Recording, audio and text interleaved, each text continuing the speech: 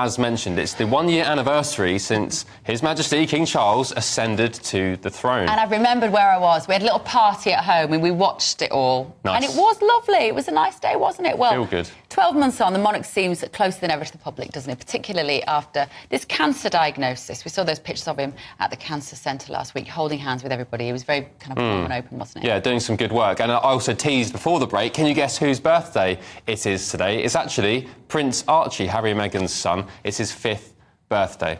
So joining us now is the former BBC royal correspondent Michael Cole. Good morning, Michael. Thanks for joining us. First off, let's focus on the King. It's his anniversary today for the coronation. Has he done a good job? Is the future of the monarchy in safe hands? And bearing in mind his health problems, Michael, may we see an abdication fairly soon? Never. Controversial, Ben. Abdication is the big no-no in the royal family. It will never, ever happen. And we live, God save the King. Long may he live. Of course, as you quite rightly say, it was a glorious day, this day last year. I was working for you, if you want to know what I was doing. I was also working for the Australians, Canadians, and at least 2 Arab television channels. So it was a busy day.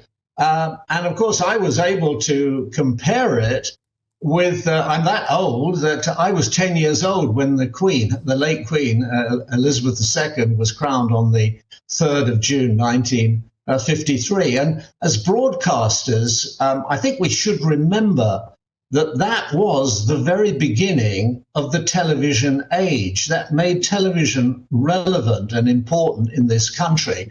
And when the BBC's lead commentator, Richard Dimbleby, high in the rafters of Westminster Abbey, whispered into his lip mic, "The Queen is crowned," using the historic present tense, well, it made the hairs on the back of my 10-year-old head neck go up. And I thought then I'd love to be a television reporter, and I went on and doing that. So that was a very important day. What we saw this day last year was precision, pomp, pageantry, a great day for the whole country, and a day off really from all the worries about COVID and the recovery from Brexit and all the rest of it. It was a one shining moment when we all got together in a 21st century show of love and devotion for Crown and country.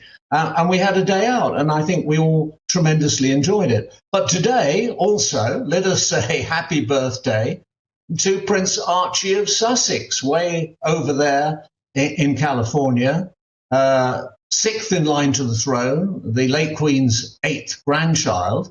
And you will remember there we see that rather controversial photo call at Windsor, where the couple, having brought their pride and joy to see the world's press, then went out of their way to hide him from them. He was in swaddling clothes, as they would say in the Bible, with a hat on, and nobody really saw him. And that followed rather strange behaviour. They wouldn't confirm where the birth had been. It was at the Portland Hospital in central London. And they've never, ever confirmed the 4 godparents. Their identities became known later. So it was rather strange behaviour from the very beginning. And since they went into self-imposed exile, first in Canada and then Montecito, north of Los Angeles, which may have been Meghan's intention all along, we've seen very little of Master Archie, Prince Archie, who could be called Earl of Dumbarton, but they don't use that courtesy title. We've seen him with some rescue chickens, and we've heard that he talks American now and says to people who come to stay with them, drive safe when they leave, very nice. That's a shame. American. I think it's a real shame, Michael. We were talking about the King. His Majesty hasn't really seen Archie, and yet we've got a Prince of the Realm in California.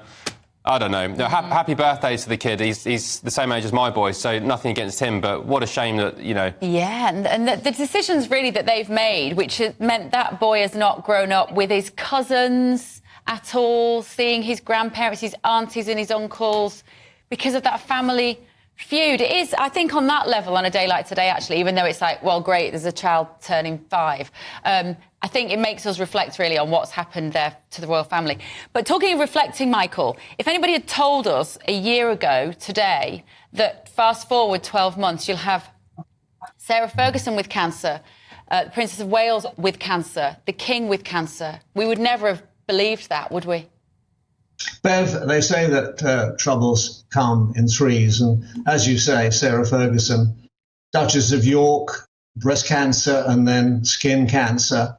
And then the two blows almost at once simultaneously, the King and the Princess of Wales in hospital, and then they're separate. Revelations that they have cancer, and aren't they dealing with them bravely? And there we see the King. Fantastic pictures these were, I thought, holding hands with people who are stricken in the same way as he is, and understanding what they're saying. And because he's been there, he is there. And I think he took a great deal of comfort from this visit, because he has his treatment alone. These people are together. They almost form clubs when they're undergoing this rather harrowing treatment they have to have. And for him to know that this goes on, and these, they form little clubs, they bring cakes for each other, they form a social group. He doesn't have any of that. And listen to him, look at him listening to that. He's really taking it all on board. And he's doing what only he can do. There's only one head of state. It's a unique position. And he's leading from the front and showing that definition of courage, grace under pressure. And certainly there has been pressure. 9 months ago, 9 months after that glorious coronation, this revelation of cancer. And you were saying, Ben, about his popularity and abdication. His popularity has never been higher. 60% approval of the monarchy and him in particular. And the Princess of Wales, who is having her own struggles, even more popular.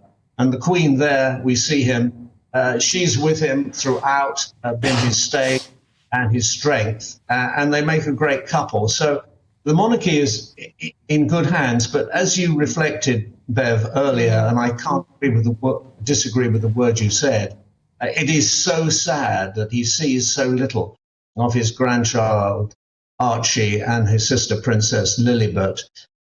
Very, very sad indeed. And to see these two brothers, William and Harry, who were once so close, well, I'll tell you what, their mother would be so upset, because she always thought they would be there for each other. In fact, when they were small boys, she made them promise always to support and love each other.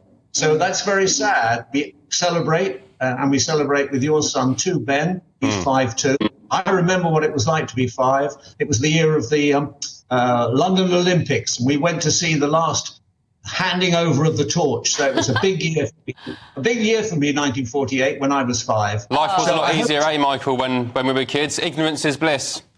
Thank you, Michael. Great to see you. Michael Cole, have a lovely bank holiday.